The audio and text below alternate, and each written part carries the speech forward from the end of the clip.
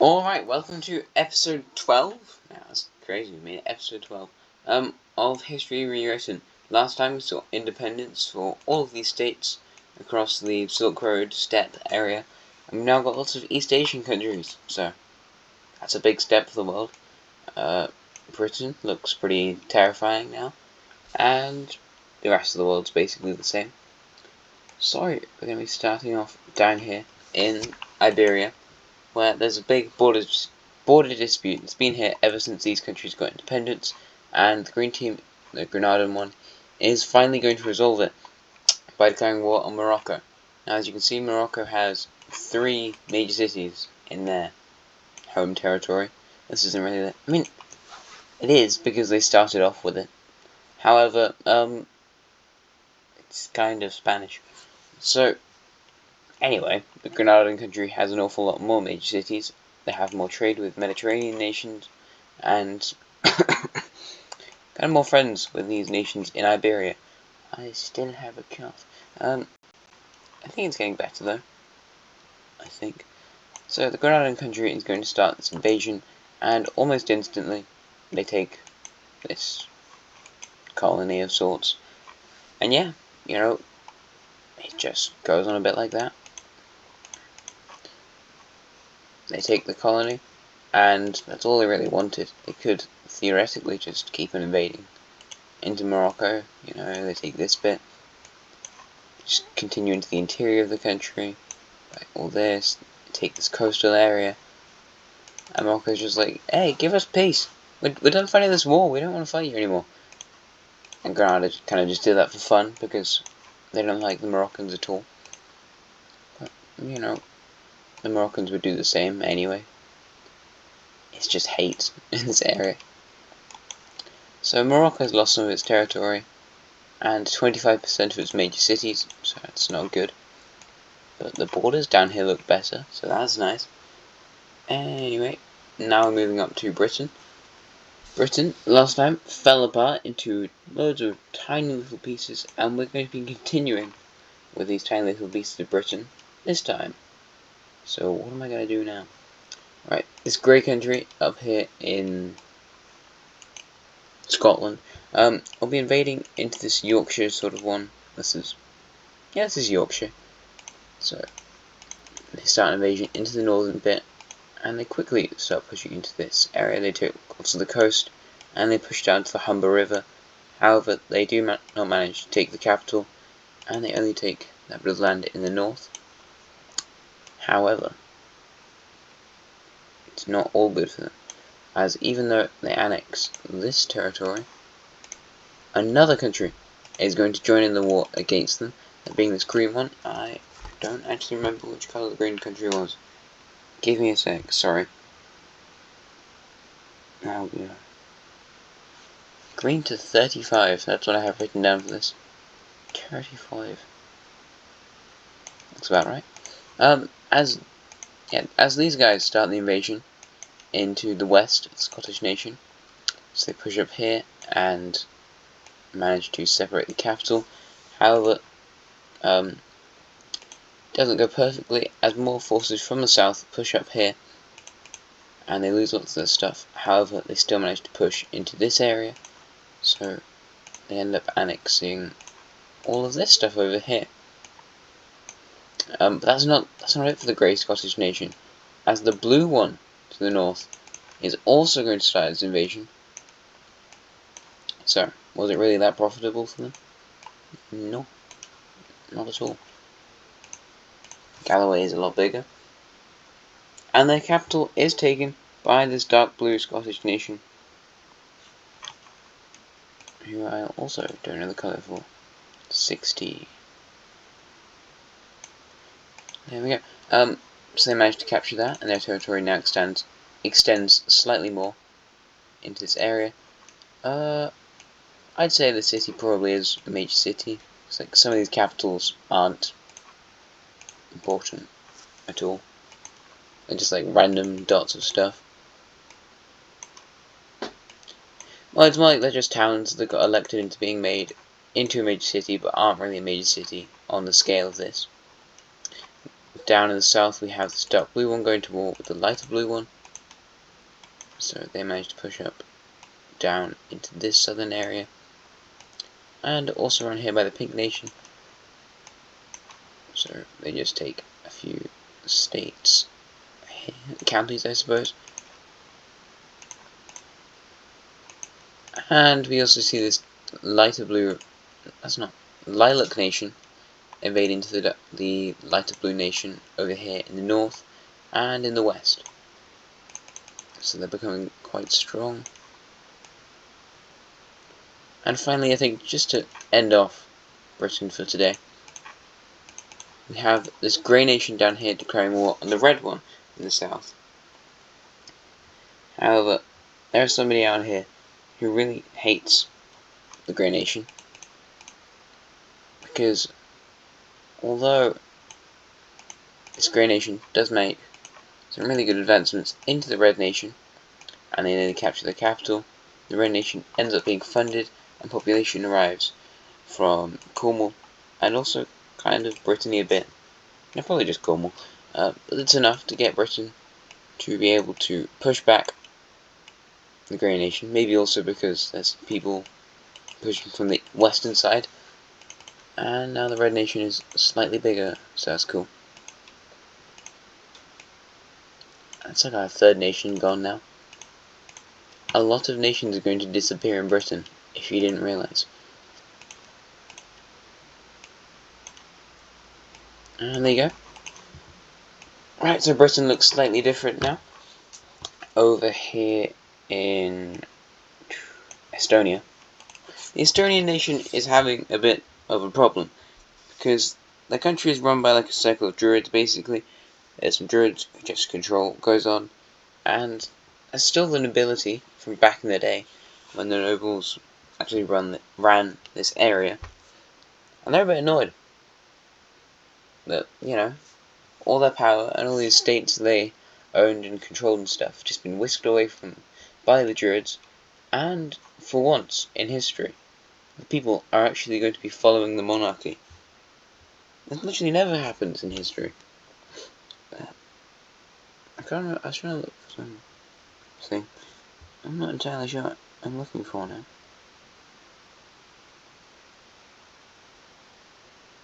Oh yeah.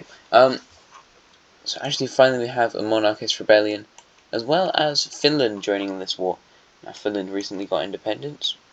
Well, it's like some Swedish people went over to Finland. And right, this looks like perfect, lovely, cold, freezing land. Let's go live here.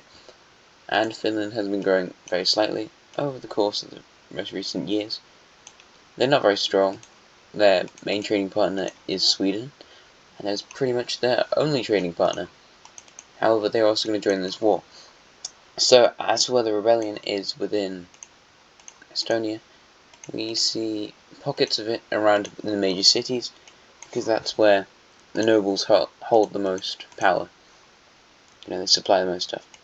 So, we have a pocket of it down here, we have a bit in this northern area, and the Finnish are also invading into this bit as well.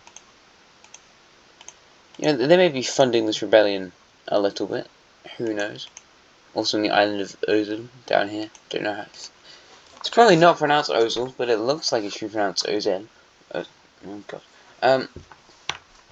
So, there is some more funding from nearby nations, you know, Crimea, Latvia, and that is very helpful for these fronts, as they establish themselves more along Estonia, along this country.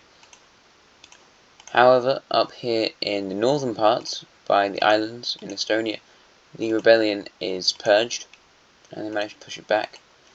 As well, out here in the top north, in green area, they managed to push back the rebellion significantly, and retake this land. However, the Finnish people are also receiving funding from, of course, Sweden, who's got quite good relations with the rebellion, because although their annoyed people left, they still quite like the Finnish dudes, and they're both quite recently new independent nations, and nobody really likes this Estonian one at all. Like, they don't have any friends. It's a bit sad. the Finnish and the rebellion managed to retake this Ingrian city, and they moved further across the rural areas, although it is quite tricky going down here, as also the rural areas have they're all under the sway of the Druidic stuff, because they're not seeing how the rest of the world's doing, and how the rest of the world is a lot more advanced than this Druidic stuff, so it's quite hard pushing around there. A new rebellion breaks out on the islands, and they're a bit slower to counter it this time, and the island of Ozul is still in its whatever that's called, rebellion phase. So we see the southern bits move up against the country, and they're now trying to push towards connecting the two rebellious areas. However, that's going to be very tricky, as out here the people are devout druids, I suppose, druidic people. It's going to be very tricky. However, in the end, they agree to peace. So now we're going to have to draw up that peace treaty, and it's probably not going to look good. In Finland, at least, it's going to look horrific. So Finland will annex this chunk down here, whilst the rest of it over here in Ingria, Leningrad sort of area, will become its own relatively small nation. Actually, no, not all of it. This northern bit won't. They decided to join Finland as well, so Finland does have lots of influence across the Gulf of Finland, which is probably now called like the Gulf of Druidic stuff. So a new nation over there, and we also see some stuff down here in the south, as there is a nation that pops up over here by the Crimean place. So they too are under the influence of the Crimeans.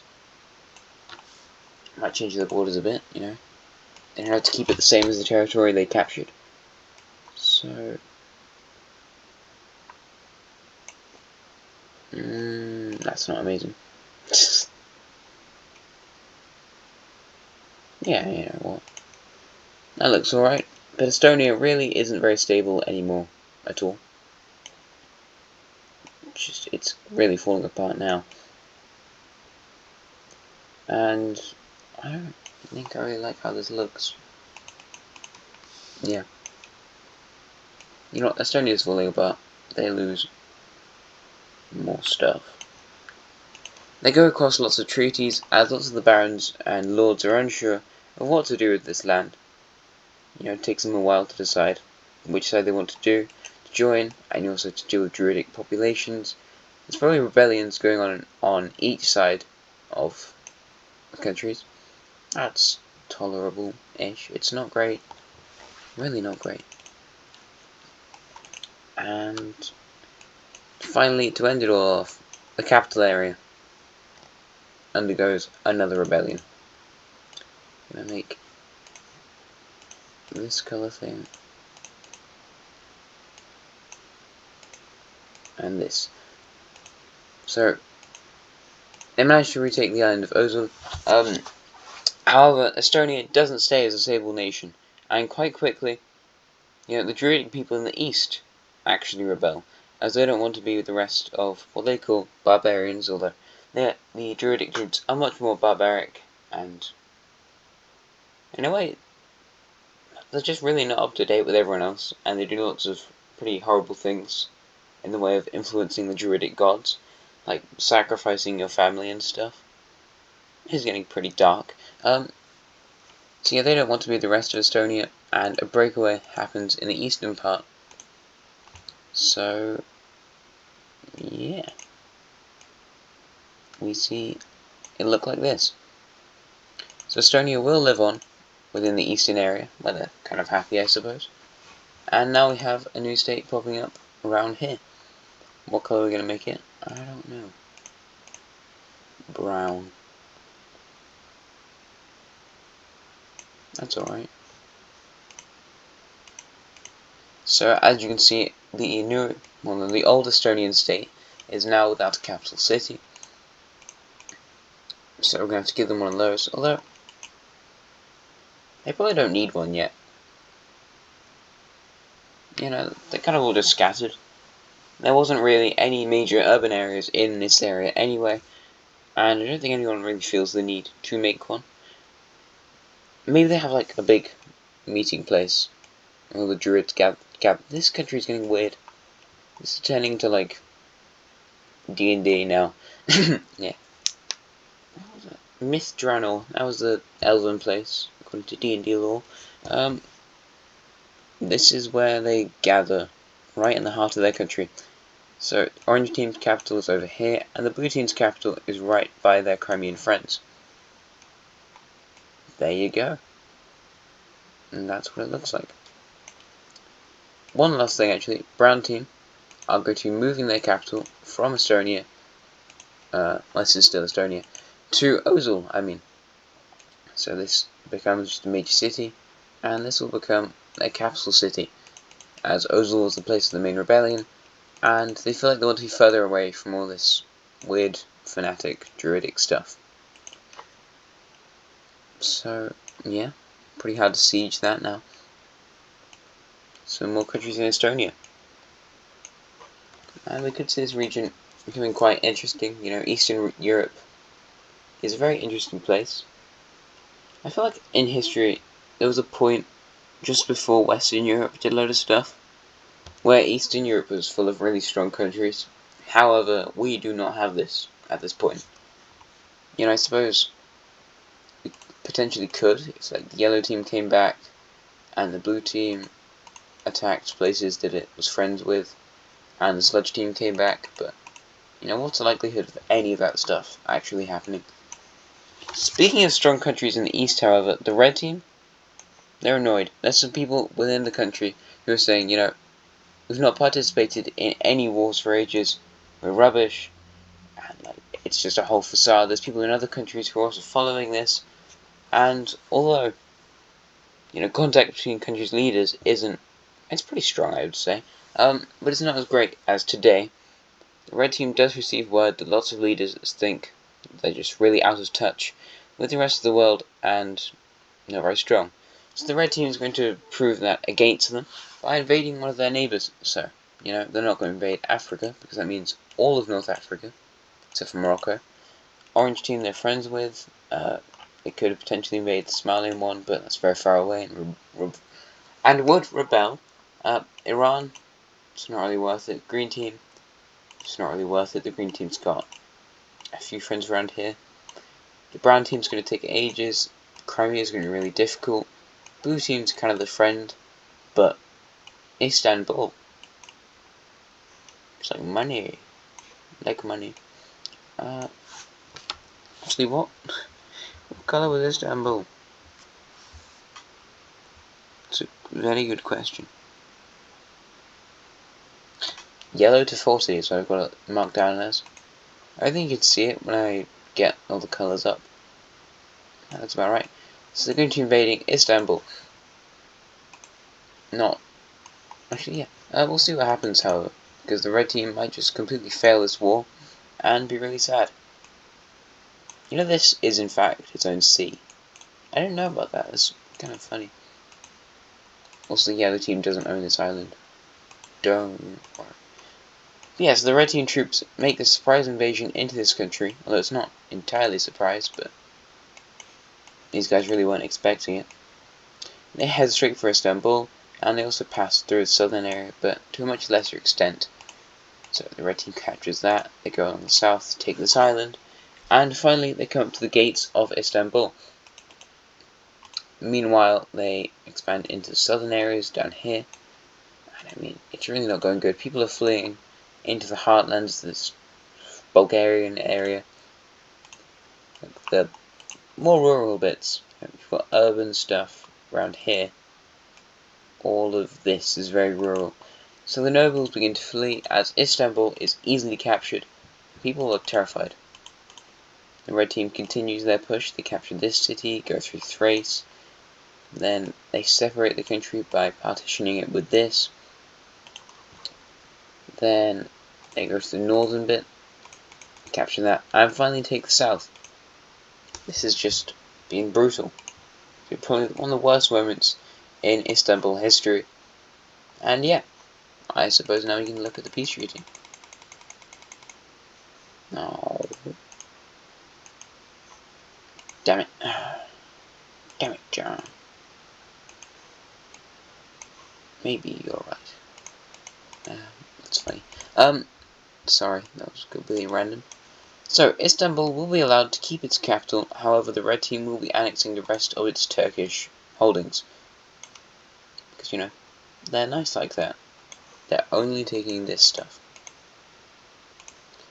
Yeah, if you're in the blue team at this moment in time, you are absolutely terrified. The Red Team has just annihilated a nation which is relatively strong. These guys might have even been a top 10 nation, but now they're depressed. Red Team is also going to take this and expand their influence further into the Aegean, as they actually have a proper border on this sea now. So, slightly bigger Red Team, and everyone's once again terrified. Terrified? What the heck? Terrified.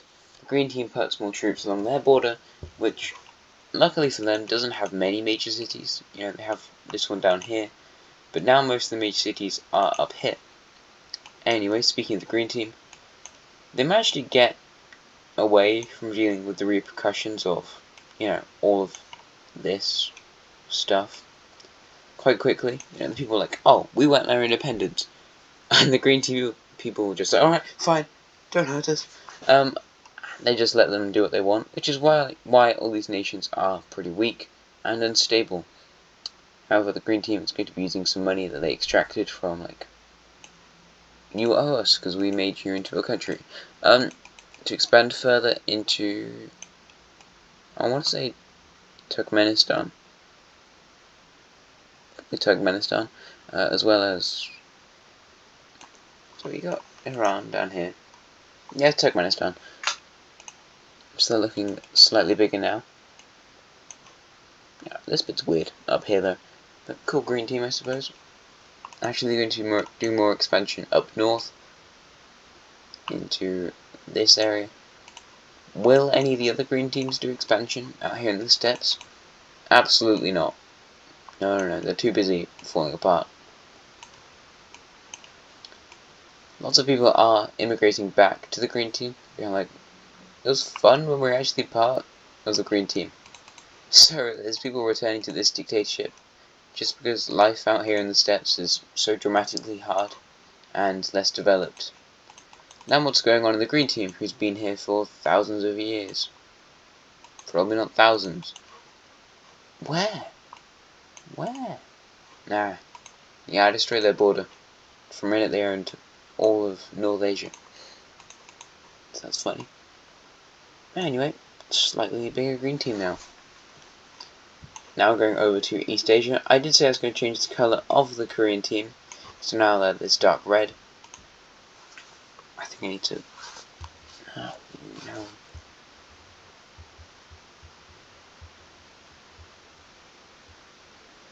What colour did I... Actually, I completely forgot which colour I made them. It was like 50, 40... Dark red. This looks about right. It's not right. Damn it. Maybe you're right. There we go. So, they are the strongest country in this new Asian stuff. Definitely, by a long shot. They're not really trading with anyone. However, lots of people ended up going here because, you know, the Green Team sent all that stuff to one end of the empire, and now this country's quite a lot stronger than the others. So yeah, they'll be doing more exploring into the Sea of Japan, so they gain that island. There's some really cool islands by Korea, actually. Nice stuff. Did you know there's bananas on Sakhalin? I don't think they're nice bananas, but they're there. And finally, the bit you're waiting for, the Green Team. They are not green. The Korean team discovers a random island. And from this island, some people see stuff. They've gone druidic, they're seeing visions. No, they see Japan. So they make their way to the southern island of Japan and set up a colony here. And that's about it. They are extremely poor. They capture lots of these other island chains around Japan. But, yeah, Korean domination of Japan could be something that's going to happen relatively soon. Speaking of northern neighbours, we have Sakhalin, which it trades a lot with Korea. That's the only way they could have possibly grown this big, and into these northern areas, as they are quite a poor nation.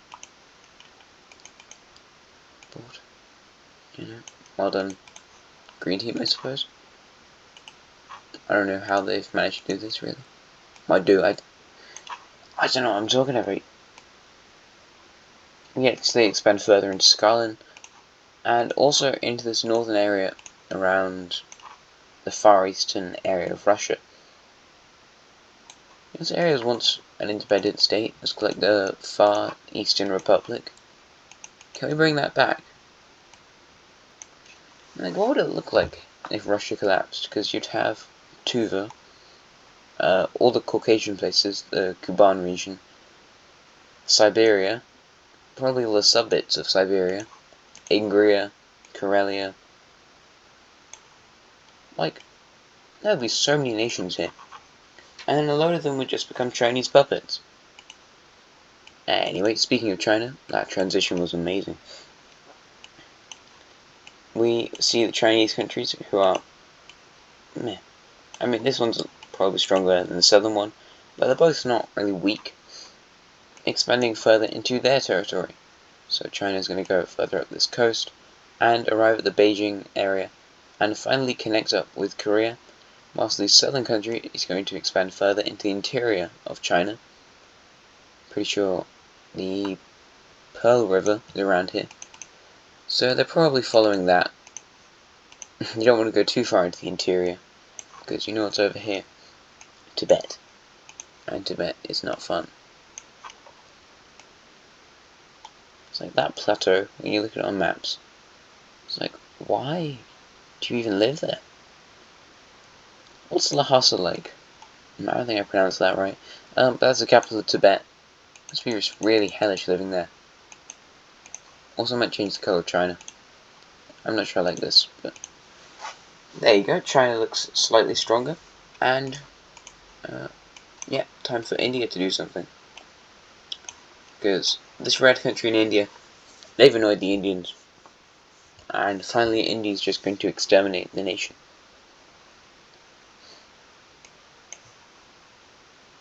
So, sorry for that pause. India. Making its way down into here. And the red team, what do they do to provoke this? Absolutely nothing. So, yeah, India just, whatever. I probably insulted the Indians, actually. So the Lime team's going to go through the northern part of the country, whilst this Ceylonese Sri Lankan one goes through the southern area, and that's just basically how it goes. Red team is gone. There's a full annexation into the Lime team and also the southern one. However, the Lime team is going to be using its influence on other countries, because it wants more land in the Indian area, and the Brown team, you're looking like you would like you to pay your respects to the Lime team, who trades with you and keeps you safe from literally nobody wants to get you. So yeah, they kind of just go to the king of the Brown country and say, how would you like to give us some money and some land? And the Brown team goes, hey, that's not nice. So yeah, India's going to take a load of stuff from them. Take stuff right here. Be careful not to take that major city, because they're really nice like that. They can't take this major city though, and also this one, because the Indian territory now looks like this. Gonna change that a slight bit. However, Brown country is really not pleased at all. I'm like, dude, I hate the fact that we're reliant on you for all of our money and staying alive. But if we weren't, destroy you. Absolutely. So, yeah, India is kind of becoming a cruel country. I think it's safe to say India is definitely top 10 now. If we look at power rankings, it is red team, purple team, blue team. After that, it's probably Crimea, I think. Then orange team, then probably lime team.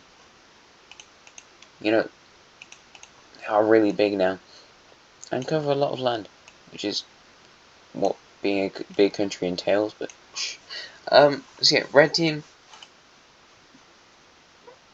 purple team, blue team, then Crimea, then orange team, then lime team. After that, probably the green country, then green country number 7, Caucasian country number 8. Am I skipping numbers? No. Caucasian country number 8, number 9. Ow. Pink country number 10. Think. Ooh. See, there's a few countries it could be.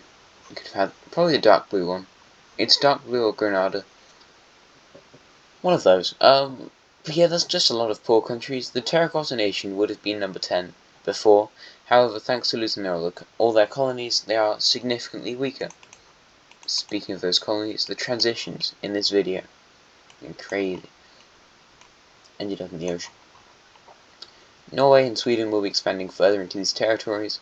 Now, Norway's expansion is slightly unrealistic, seeing as there are more mountains here than you find in Tibet. Yeah, this is now worse than Tibet. Don't question it. However, Sweden is generally alright, it's just cold. However, Norway has it cold and rocky. Yeah, Norway's really lucky. Anyway, Norwegian colour.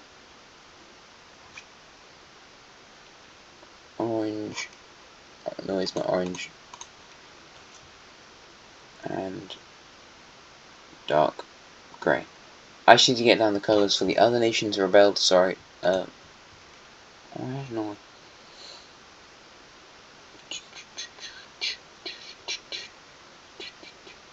$40. Surely. One last event I want to end off this video with. So yeah, I need to be quick with doing this, which is something I'm completely failing at. Actually, I might do a next episode. Yeah, I'll do a next episode.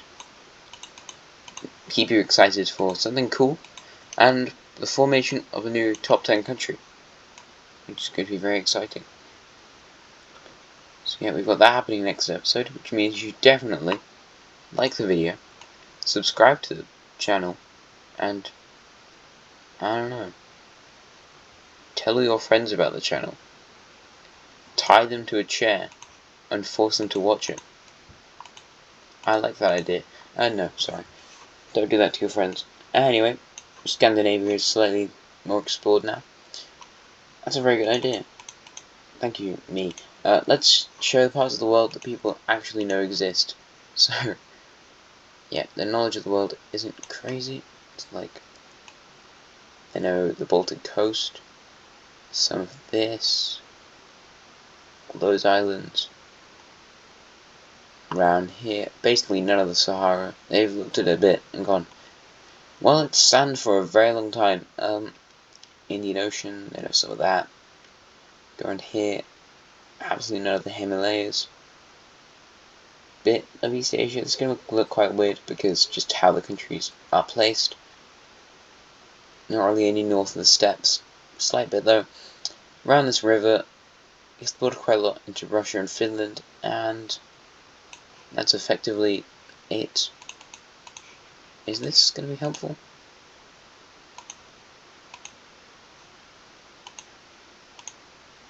No, I don't think so. Anyway, it looked kind of cool. Oh, thank God. That's literally right there, that the line would not disappear. That was stressful. Yeah, that's about it. Anyway, thanks a lot for watching.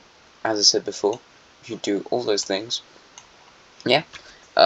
See you again next time. I just said yeah too much. Thank you for watching. Have a nice rest of your day. See you again next time. Goodbye.